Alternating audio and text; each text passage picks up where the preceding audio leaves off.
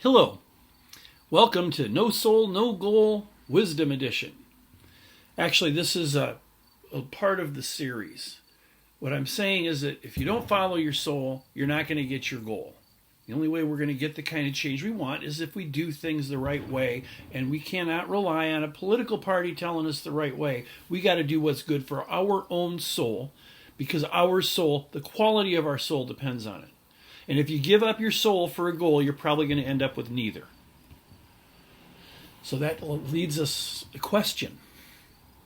How do I know that if I'm making my vote, whether somebody is credible or not? Whether I can believe them? Whether they're telling me the truth? What if the news media, the news channel, the news person that I'm relying for this information, how do I know if they're credible? Well, there's two rules to follow. Rule number one, who are they serving? Real simple question. When you get the news, think about, be careful of the words. Think about what they're telling you. Think about what they're leaving out. Think about what you hear at other places and say, gee, I wonder why they didn't talk about that. Or, gee, they didn't deliver that the same way. Kind of makes more sense this other way. What you have to do is determine whether or not they're serving who they promised to serve. Did anybody run for Congress using the help of a billionaire under the campaign slogan, we'll run 25,000 jobs out of New York City? No, nobody did that. If that was a good cause and they wanted to be elected on that, that would have been their campaign slogan. So when somebody promises to fix health care and wages and this and that and everything else, and then they run 25,000 jobs out of New York City, you can tell they're not serving the people they promised to serve. I'm not going to tell you who they are serving, but I know for a fact they're not serving their constituents. What about when a mayor lets a city burn down? Did anybody run on that? I'll burn this place down to get the social change I think is right and maybe you don't like. No, nobody does that. If the city's burning down, then and the mayor told the police chief, this is how you need to act, and it keeps getting burned and burned and burned. We don't know who they're serving, but we know they're not serving the citizens of that community. You with me? We can't always tell who somebody is serving, but we can always tell whether or not they're serving those they should be serving. So put that test to it. And really the next question then becomes, are they serving, what is their intention? What is their intent? Are they serving us out of what is their moral compass, so to speak? Well, I don't like to get into other people's moral compasses too much. That's an internal thing for them. I want to see the fruits of their labor, the fruits of their work. But what we can always find is what they treasure. Okay, and that's the wisdom that I'm telling you. We know that what somebody treasures, they protect. If you had something that was kind of nice, pretty big, maybe kind of heavy, you could replace it. It's not that much. You might put it out in your front yard by the driveway. Somebody could zip by and steal it, but they probably won't, and it's easy to replace. Now, something you treasure more might be in the house, might be in a special glass case with lights on it where people could see it. But what you really treasure, the things that aren't replaceable, things that are most valuable to you, that you're going to lock up in the safe. Or maybe even a safe deposit box at a bank. You follow me? You protect what you treasure. So therefore, we know where your heart is by what you protect. The more you protect it, the more you treasure it. I was so proud of one of the neighbor kids. He's a neighbor kid, so he's obviously in his early to mid-20s. He's getting married a few years ago, and while he was engaged to his fiancée, her car broke down. He had just gotten, after saving up for years and years and years of driving this old truck, he'd just gotten a new truck not too long before that, and I saw him driving the old truck for a few days and thought, that's weird. I wonder if he wrecked it or something. Well, and then a day or two later, I saw his new truck coming down the road. His fiancée was driving it. Oh, now I get it. So I asked the question, what's going on? Her car broke down. I wasn't going to give her the old, ugly, hard-to-drive truck.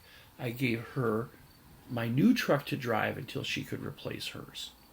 Now that, my friends, is how you know that that man treasured his fiancée more than he treasured the truck. And that wasn't a truck that he came to easily. That was a truck that he put a lot of effort into getting. And it may seem like a really dumb little thing, but that's the kind of thing that'll really tell you the quality of somebody's soul. So there we go.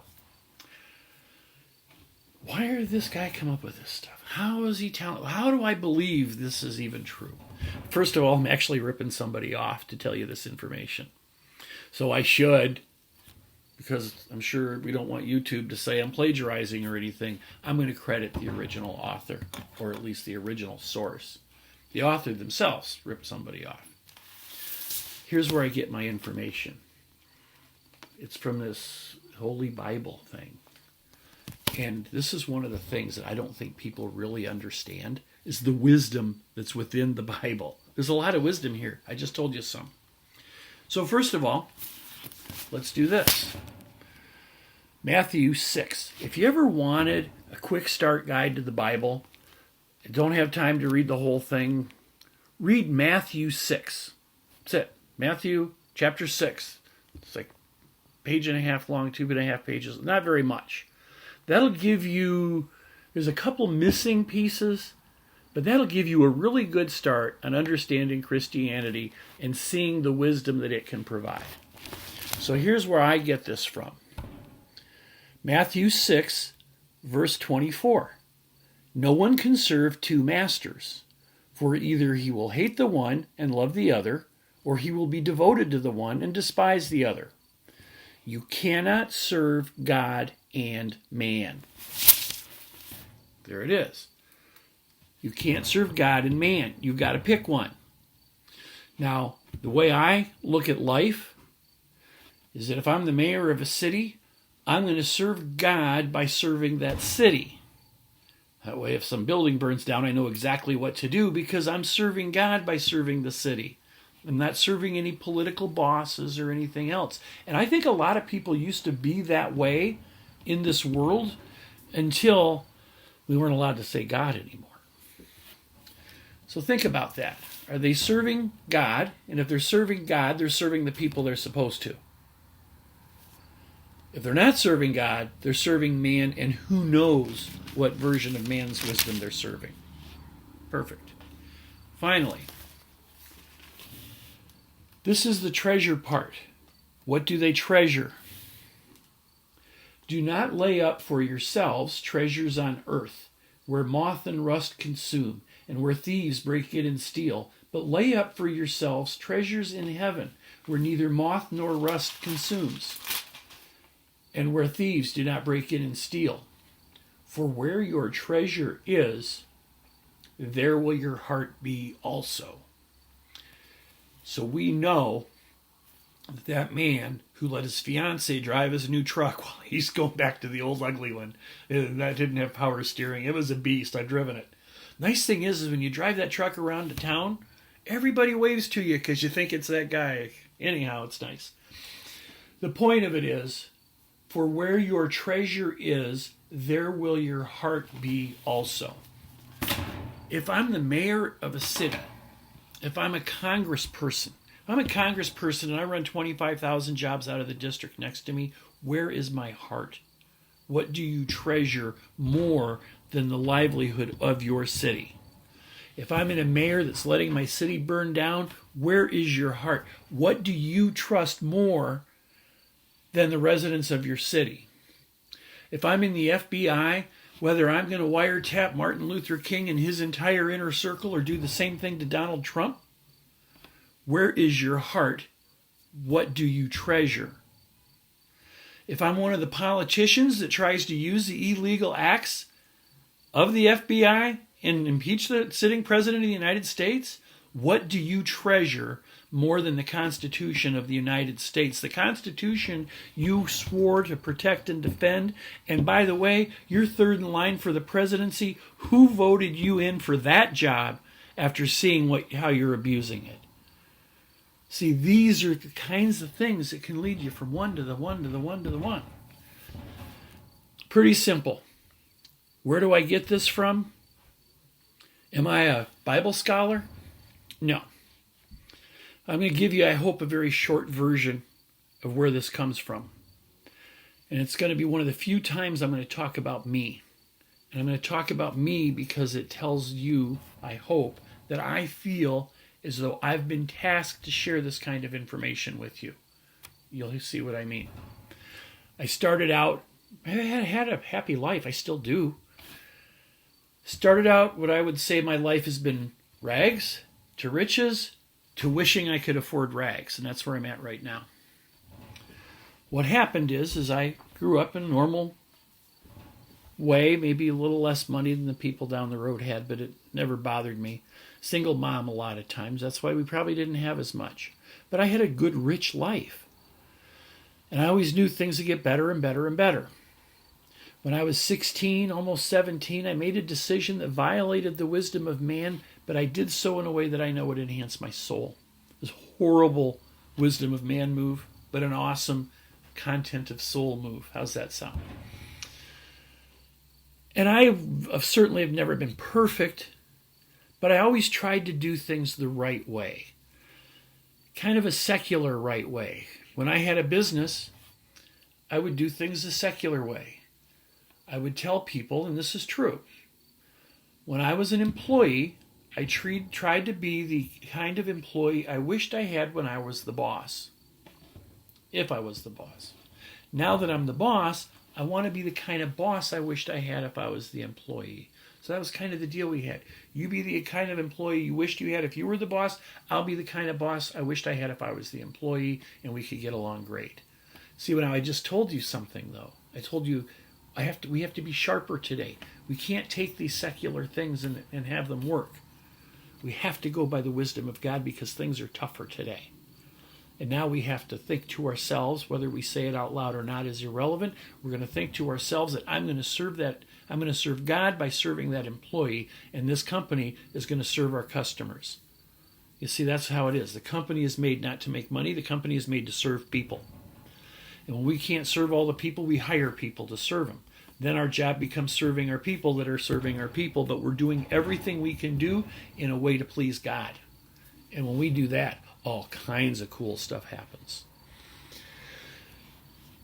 Sold a company for tens of millions of dollars, and then everything went to hell. Turns out my CPA and his flunkies and their lawyer that'll commit felonies in courtrooms all got together and took everything I could. Run me into bankruptcy, basically.